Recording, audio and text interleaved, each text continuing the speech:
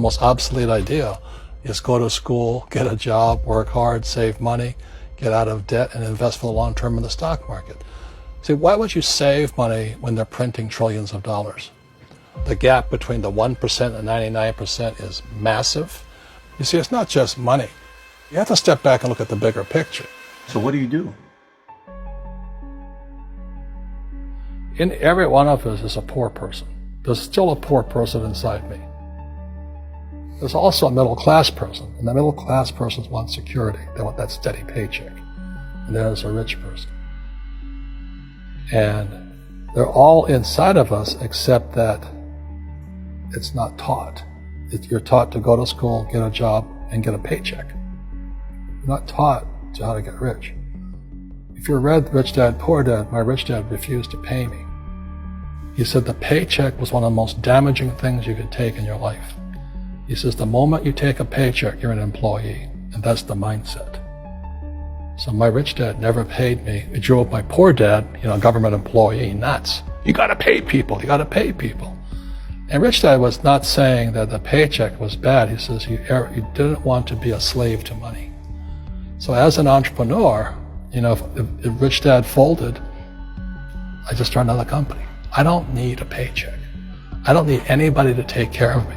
If my government doesn't like me, I move to another country because they need entrepreneurs there. So the entrepreneur is not so much the business. The entrepreneur is really the mindset and the skill sets and the different set of rules. You see, I don't operate, small business does not operate in the same rules as big business. Entrepreneur is a mindset first, a skill set, and rules. And depending upon whether you're an employee or a small business, the rules are different. The mindsets are different. The skill sets are different. If you could say one thing to somebody who's never been an entrepreneur and they're thinking about making the leap of faith into becoming an entrepreneur, what could you tell them? Well, I'll just tell them the same thing that happened to me. My last paycheck, I still remember it clearly. It was one of the worst and the best days of my life. And I was in Puerto Rico. I was working for Xerox, and my boss gave me my last, it wasn't a paycheck, it was a bonus check. I think it was about $30,000 taxable. It's the only problem with that. So I got this check and I went, holy mackerel. You know what I mean? So I was excited, but I was also disturbed. And so this other guy comes up to me, his name was John, and John says to me, he says, you're gonna be back. I said, why? He says, because you're gonna fail. I looked at him and said, look, few expletive words, because that's what he did. He left Xerox, failed, and he came back. And I said, look, you failed and you came back, but I'm going to fail and I'm never coming back. And that's the attitude. Do you know what I mean? If you say, well, if I fail, I'll go back to mommy and daddy, then that's what you'll do. So if you fail, that's when I became an entrepreneur, because I had no money. I had no money for years. I didn't have a paycheck. But that's what my rich dad encouraged me to do. He says, when you don't have this paycheck, you get hungrier, smarter, and it's a test of your character. Will you become a crook? Will you become dishonest? Will you cheat and steal? Or will you become a better human being? So really, that's the benefit of becoming an entrepreneur, is you really find out who you are when you don't have anything. So you always have to look at the big picture. Too many people look at, well, what's going to happen to me? When you look at the big picture, you're also going to know that when something bad happens, something good's going to happen. But you got to prepare for whatever is coming. If you think next 20 years will be like the last 20 years, you're going to get creamed. When you and I go to the supermarket and we buy a carton of milk, we always check for the expiration date. But most people do not check for the expiration date on their brains. Instead of get out of debt, I get into debt. I just refinanced $300 million in debt. I went from 5% to 2.5% interest. I made a fortune. Every month, more money comes in because my cost of money has gone down. So while some financial experts are saying get out of debt, I'm saying learn how to use debt. See, when I came back from in Vietnam in January of '73, the first thing my rich dad said to me was go to school to learn how to invest in real estate. It wasn't real estate, it was how to use debt and taxes.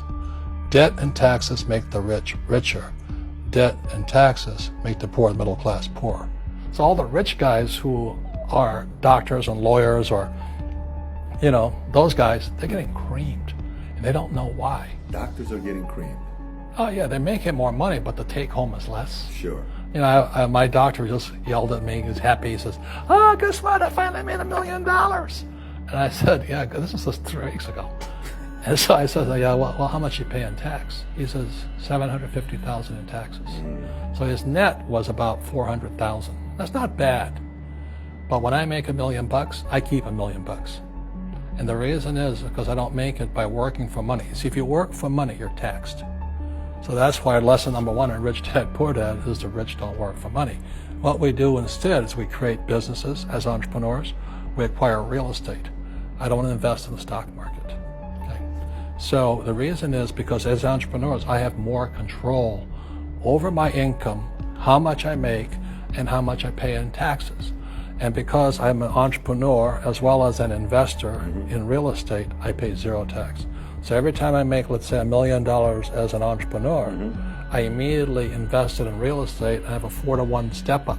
So I put $1 million in real estate, I get $4 million from the bank. That's why I love banks. But the banks are screwing everybody else, terrible. But it's good for me. That's why you say when you print, it's good for you, but when you print, it's bad for people that work for money. Because when you print, savers get creamed and people who work for money get creamed. When they print, debtors get rich. You see, debt and taxes make the rich richer, and debt and taxes make the poor middle class poorer. When we have obsolete ideas, we get obsolete results. So what's happening for most people, the idea of going to school, getting a job, working hard, saving money, getting out of debt, buying your house because it's an asset, and investing for the long term, is obsolete. The world has changed. The world changed in 1971 when President Nixon took us off the gold standard and money became debt. What if we get rid of school? Then what would happen? Would it be better if we had no educational system at all? No, I'm saying education is more important before. It's just obsolete. There's Moore's Law which states information doubles every 18 months. In other words, everything's obsolete 18 months. So, and this is just a recent phenomenon. So when you come out of school, you're already obsolete. And that's why I'm the old guy, I meet my friends who went to Harvard. I went to Harvard. I said, yeah, that was how long, 50 years ago? Today, the banks are charging you interest to save money. In other words, banks don't want your money because they printed too much of it. And that's why there's this bubbles in stocks and bubbles in real estate and all this. People are dumping the cash because, as I said in here, savers are losers and cash is trash. And yet people are, well, I want a high-paying job. Well, that's an obsolete idea. Get out of debt is an obsolete idea. You should learn how to get into debt, how to use debt to get rich, and they'll never teach you about taxes. The reason the 1% is way up here and the 99% are going this way is because when you print money, 2 things happen: inflation and taxes. It's crushing them. And any entrepreneur thinks, I'm just going to make money, I'm going to start a business and make a lot of money because of what we talk about.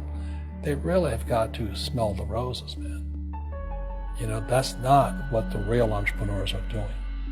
Most entrepreneurs, there's 28 million small business owners in America.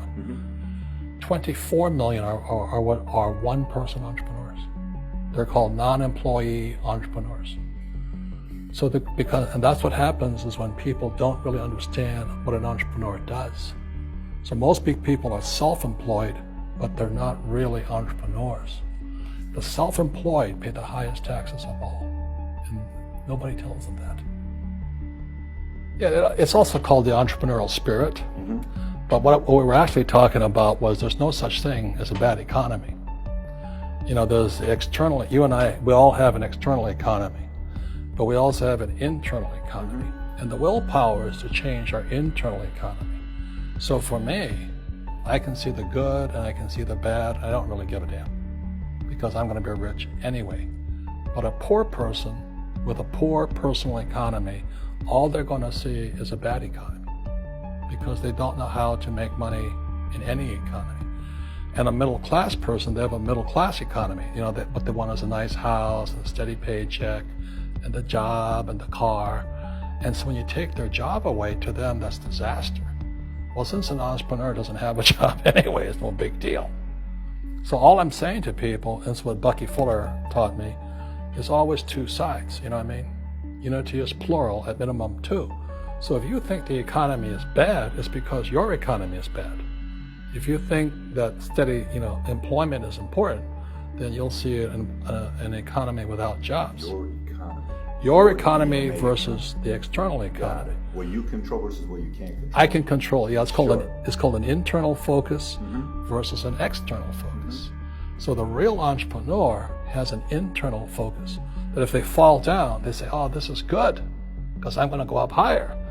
The average person will fall down and say, "Oh, I'm going to take some Prozac," or somebody has a mistake. So, "Oh, the mistakes don't matter." Well, mistakes matter. It means you didn't know something.